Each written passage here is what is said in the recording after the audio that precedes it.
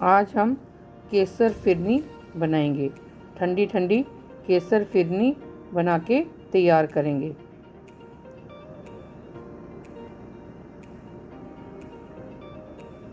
फिरनी को हम चांदी के वर्क और ड्राई फ्रूट के साथ गार्निश करेंगे। इस तरह से ठंडी ठंडी केसर फिरनी बनाएंगे। केसर फिरनी बनाने के लिए हमने 1 लीटर दूध ले लिया है, मिठास के लिए चीनी ले ली है, चावल ले लिए हैं, पिस्ता ले लिया है, बादाम ले लिए हैं और मिट्टी की इस तरह की तश्तरियाँ ले ली हैं फिरनी को सर्व करने के लिए। चांदी के वर्क ले लिए हैं, केसर ले लिया है। इन सारी चीज़ों के साथ हम आज केसर फिरनी बनाएंगे। सबसे पहले चावलों को धोकर आधे घंटे के लिए भिगो देंगे। चावलों को अच्छी तरह से धो के भिगो देना है। मिट्टी की तश्तरियों को आधे घंटे के लिए पानी में डुबो देंगे और आधे घंटे बाद हमने इन तश्तरियों को छन्नी में निकाल लेना है ताकि सारा पानी इसमें से निकल जाए और ये सूख जाए। अब हम एक पैन ले लेंगे, उसमें 1 लीटर दूध डाल लेंगे। चावल जो हमने भिगोए थे उसमें से पानी निकाल देना है और चावलों को ग्राइंडर में डाल देना है। हमने लगभग 4 चम्मच चावल लिए हैं। चावल में हम इस तरह से आधी कटोरी दूध डालेंगे और इनको ग्राइंड कर लेंगे। चावलों को बिल्कुल बारीक पेस्ट नहीं बनानी है, चावलों को हमने दानेदार ग्राइंड करना है। एक इस तरह से चावलों का दाना रहना चाहिए ग्राइंड करने के बाद। अब हम दूध को गैस पे चढ़ा देंगे और गर्म करेंगे और बॉईल आने देंगे।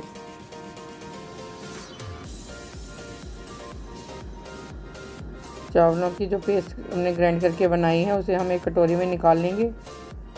दूध में बॉईल आने लगा है।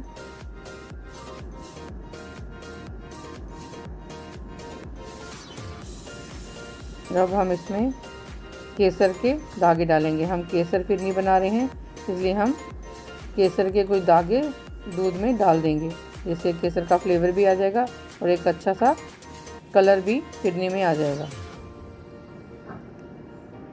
दूध अच्छी तरह से बॉईल होने लगा है। अब साइडों से इस तरह से खुरच कर हम निकालते रहेंगे और लगातार चलाते हुए अब हम फिरनी बनाएंगे।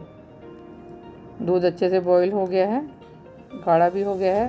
अब हमने जो चावल की दानेदार पेस्ट बनाई है उसे अब हम फिरनी में बनाने के लिए दूध में डाल देंगे और लगातार चलाते हुए मीडियम आंच पर अब हम इसे पकाएंगे।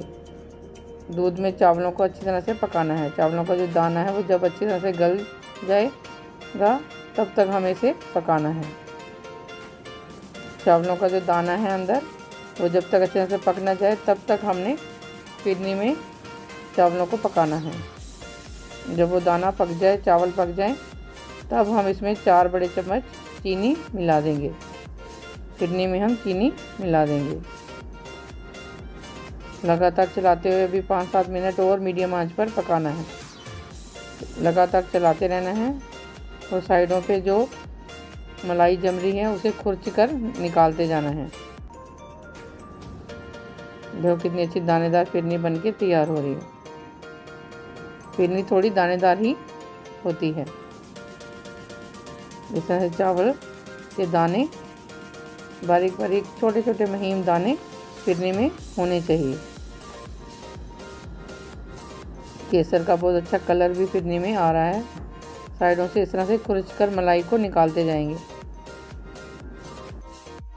फिरनी अच्छी गाढ़ी हो गई है और लगभग पक के तैयार हो गई है। इस कंसिस्टेंसी की फिरनी हमने बनानी है, बिल्कुल गाढ़ी, बहुत ज़्यादा गाढ़ी भी नहीं। इस तरह से इतनी कंसिस्टेंसी की फिरनी हमने बना के तैयार करनी है। अब हम गैस को बंद करके फिरनी को ठंडा कर लेंगे। फिरनी हमारी ठंडी हो गई है। अब हम मिट्टी की तश्तरियों में इन्हें भर लेंगे। फिरनी को सर्व करने के लिए हम इस तरह से मिट्टी की तश्तरियों में फिरनी को भर लेंगे। देखो कितनी अच्छी गाढ़ी गाढ़ी फिरनी बनके तैयार हुई है और केसर का कितना अच्छा कलर भी आया है। केसरी फिरनी इस तरह से हम सारी मिट्टी की तश्तरियों में भर लेंगे। कितना अच्छा फिरनी में कलर आया है। चांदी के वर्क के साथ हम फिरनी को, केसर फिरनी को गार्निश कर लेंगे और बारीक कटे हुए बादाम और पिस्ते के साथ फिरनी को सजा देंगे। चांदी के वर्क, कटे हुए पिस्ते और बादाम के साथ हमारी सारी फिरनियाँ गार्निश हो गई हैं। अब हम फिरनी को आधा घंटा फ्रिज में ठंडा करेंगे। फ्रीज़र में नहीं, फ्रिज में ठंडा करेंगे। फिरनी को ठंडा ही खाया जाता है। आधे घंटे बाद हमने फिरनी को फ्रिज से निकाला है। कितनी अच्छी ठंडी हो गई है और सेट हो गई है। हमारी टेस्टी केसर फिरनी बनके तैयार हो गई है। फिरनी को ठंडा ही खाया जाता है।